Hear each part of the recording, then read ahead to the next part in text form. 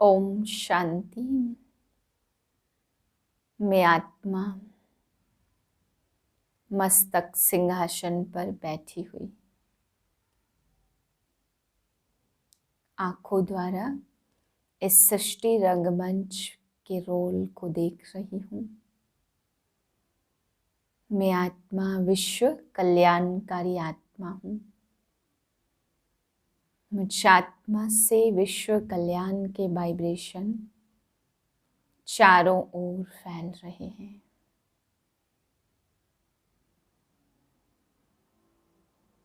मैं आत्मा शुद्ध पवित्र आत्मा हूँ।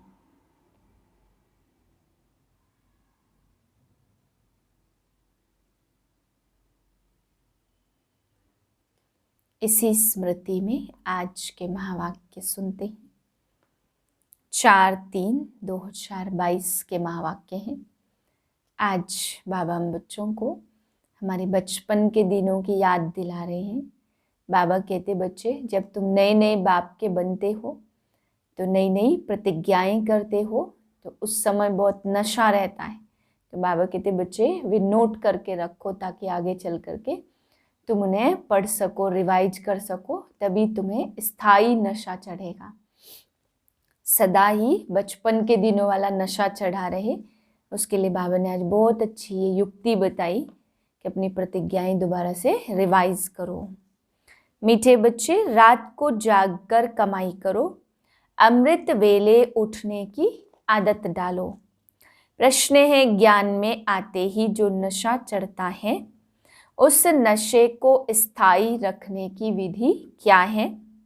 उत्तर है, जब ज्ञान में नए नए आते हैं तो बहुत नशा चढ़ता, उसी समय अपने आप से अनेक प्रतिज्ञाएं भी करते हैं। बाबा कहते, वह प्रतिज्ञाएं डायरी में नोट कर लो, फिर उसे रिवाइज करते रहो तो नशा स्थायी रहेगा। नहीं तो माया के तूफानों में आने से नशा उड़ जाएगा। अगर कोई भूल चलते चलते हो जाए तो फौरन सुनाकर हल्के हो जाओ, फिर दोबारा वह भूल ना हो, नहीं तो वृद्धि होती रहेगी। गीत है, दुखियों पर रहम करो माँ बाप हमारे। ओम शांति। यह गीत बहुत अच्छा है क्योंकि दुखी तो सारी दुनिया है और याद भी करते आए, तुम माता पिता हम बालक तेरे, तुम्हारी कृपा से सुख घनेरे मिलते। इस समय सारी दुनिया दुखी है, इसलिए फिर बाप को याद करते हैं तो माँ को भी जरूर याद करेंगे। यह गीत बहुत अच्छा है। तुम जानते हो माँ बाप के पास जन्म लेने से हमको वर्षा मिलता 1 सेकंड में। भारत में यह गायन है, बच्चे अब सम्मुख बैठे हैं। जगत अम्बा है तो जरूर जगत पिता भी होगा, उनके ऊपर भी कोई होगा, क्योंकि इस समय सुख धाम का वर्षा मिलना है। तो सुख धाम की स्थापना करने वाला माता पिता भी चाहिए। कोई माता पिता साहूकार होते तो उनका फर्स्ट क्लास घर होता, कोई माता पिता गरीब होते तो घर भी ऐसा ही होगा। सतयुग में देखो राधे कृष्ण हैं, उन्हों को पहली पहली बादशाही मिली है। राधे जरूर कोई राजा के पास जन्म लेगी तो राजकुमारी होगी और श्री कृष्ण राजकुमार होगा, फिर उन्हों को शादी करनी ही है। यह तो बरोबर है, माता पिता अब दैवी राजधानी स्थापन कर रहे हैं। देवी देवताएं सूर्यवंशी महाराजा महारानी थे। तुम जानते हो इन्हों को यह मर्तबा कैसे मिला? राम सीता को चंद्रवंशी राजाई कैसे मिली? कलयुग के अंत में तो कुछ भी नहीं है, यह है पढ़ाई से राजाई। जैसे उस पढ़ाई से इंजीनियर बैरिस्टर आदि बनते हैं, यह है फिर पढ़ाई से राजाओं का राजा बनना। एक ही बाप है जो राजाई पद के लिए राजयोग सिखलाते, और कोई ऐसी यूनिवर्सिटी नहीं जहाँ राज्य पद प्राप्त करने के लिए पुरुषार्थ कराया जाता हो। इनका नाम भी है गीता पाठशाला। गीता से तो राजाई पद मिलता, अच्छा वेद उपनिषद से कौन सा पद मिलता। राजयोग तो भगवान ही आकर सिखलाते हैं। कितनी सहज बात है। कल की बात है, बरोबर लक्ष्मी नारायण का राज्य था। गाते भी हैं क्राइस्ट से 3000 वर्ष पहले देवताओं का राज्य था। उन्हों को कैसे मिला? जरूर भगवान ने विनाश के पहले पढ़ाया है, उनके बाद ही विनाश हुआ होगा। फिर राजयोग से सतयुग में राज्य पद पाया। यह है संगम। तुम लिख सकते हो, इस समय ही सेकंड में सूर्यवंशी चंद्रवंशी राजाई प्राप्त हो सकती है। आकर समझो, चित्रों पर तुम अच्छी तरह से समझा सकते हो। समझाने वाले शुरूर बुद्धि समझदार चाहिए। ब्रह्मा कुमार और कुमारियों सो शिव के पोत्रे और पोत्रियां हुए, परंतु बाप कहते हैं मुझे कोटों में कोई पहचानते और मुझसे वर्षा लेते हैं। सेकंड में जीवन मुक्ति पाते और फिर जीवन मुक्ति में उच्च पद प्राप्त करने के लिए पुरुषार्थ करना है। यह सब समझाने के लिए यह मेले प्रदर्शनी निकले हैं। ख्यालात चलते नई नई पॉइंट्स निकलती हैं। दिन प्रतिदिन चित्र आदि सहज निकलते जाते और निकलते सब ड्रामा अनुसार ही है। कल्प पहले जो एक्ट चली है वही चलनी है। ऐसा कोई लिख न सके कि यह प्रदर्शनी 5000 वर्ष के बाद फिर इस समय निकाली गई है। नई नई पॉइंट बाप समझाते, एडिशन और करेक्शन होती रहेगी। बाबा कहते मैं तुमको रोज नई नई बातें सुनाता हूँ, सब इकट्ठी थोड़े ही सुनाऊंगा। उन्होंने लिखा, युद्ध के मैदान में गीता सुनाई, 18 अध्याय की गीता बनाई है। जो संस्कृत में होशियार होते वह आधा घंटे में श्लोक कंठ कर लेते हैं। मुख्य है ही गीता, ज्ञान सागर। बाबा तो इतना ज्ञान सुनाते जो सागर को शाही बनाओ, जंगल को कलम बनाओ, सारी पृथ्वी को कागज बनाओ और ज्ञान की देवी सरस्वती यह ज्ञान लिखे तो भी पूरा न हो। उन्होंने 18 अध्याय में पूरा कर दिया। अभी सब भाषाएं एक तो नहीं सीख सकते, कोशिश करके आप 5-6 भाषाएं कोई सीख जाता तो उनका भी बहुत मान होता है। भक्तों को भगवान आकर भक्ति का फल देते। भगत तो अनेक हैं और भगवान है एक। गॉड फादर एडम ईव द्वारा कैसे सृष्टि रचते, गॉड अलग है, यह धीरे धीरे समझते जाएंगे। जिस समय जिसका सैपलिंग लगना है उन्हों का ही लगता है। देखो कैसे कैसे पत्र लिखते, बाबा हम 4 दिन के बच्चे हैं, हमने आपको पहचान लिया है। कोई तो कितने वर्षों तक भलाते रहते परंतु कभी पत्र भी नहीं लिखते।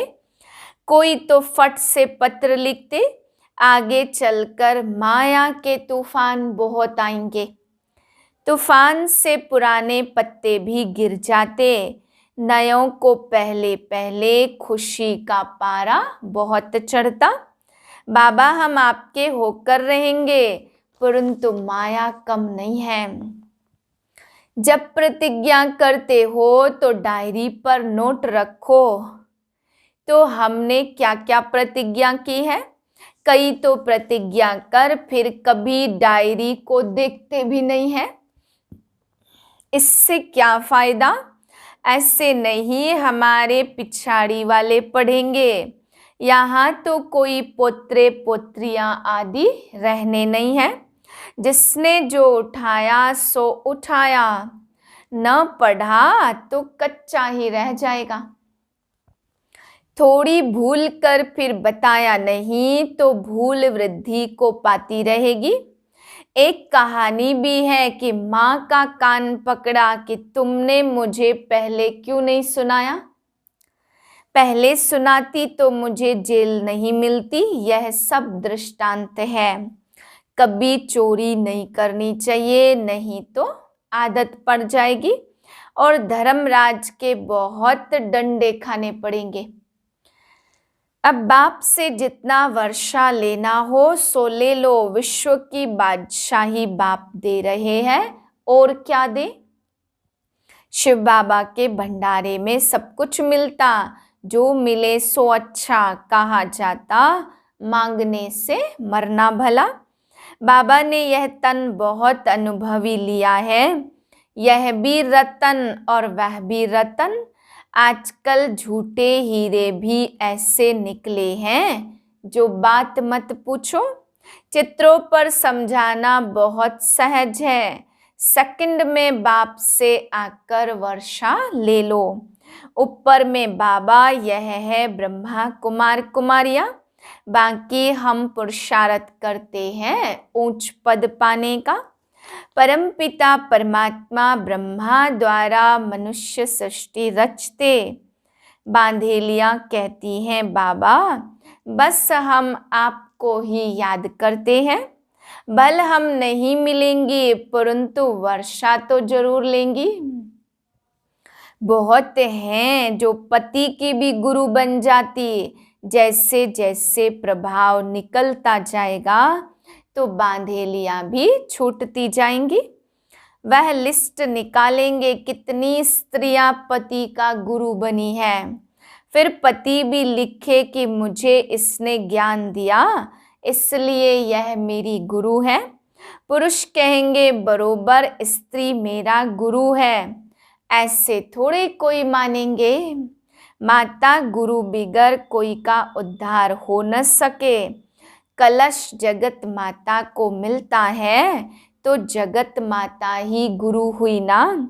आजकल स्त्रियों को बहुत मान देते। बाप भी कहते माता गुरु बिगर मुक्ति जीवन मुक्ति नहीं मिल सकती। तो जब माता द्वारा एडॉप्ट हो तब जीवन मुक्ति मिले। माता को गुरु समझना चाहिए।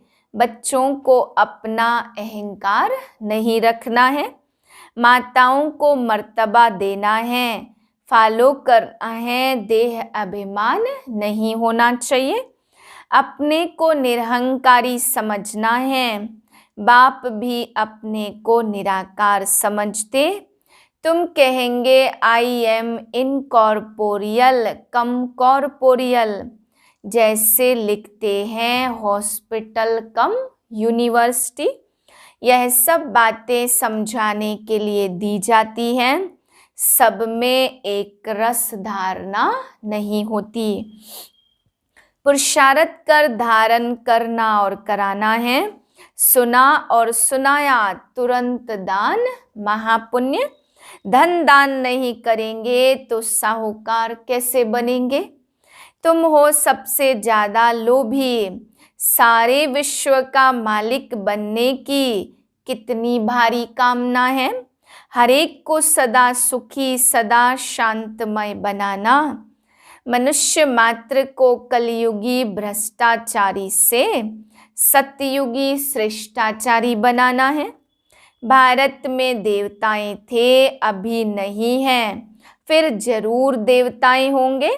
उनको स्वर्ग कहा जाता। पैराडाइज अक्षर बहुत अच्छा है। हम पुरुषार्थ कर रहे हैं स्वर्ग का मालिक बनने के लिए।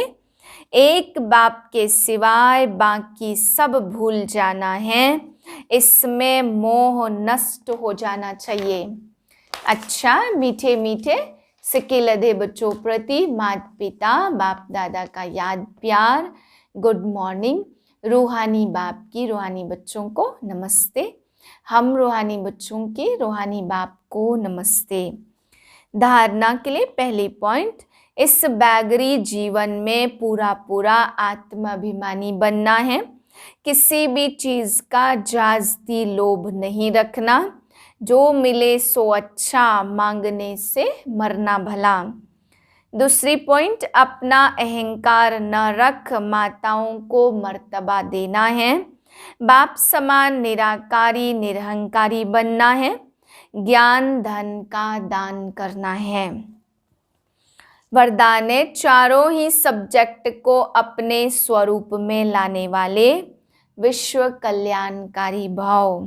पढ़ाई की जो 4 सब्जेक्ट हैं उन सबका 1-2 के साथ संबंध है। जो ज्ञानी तू आत्मा है वह योगी तू आत्मा भी अवश्य होगा। और जिसने ज्ञान योग को अपनी नेचर बना लिया उसके कर्म नेचुरल युक्ति युक्त व श्रेष्ठ होंगे। स्वभाव संस्कार धारणा स्वरूप होंगे।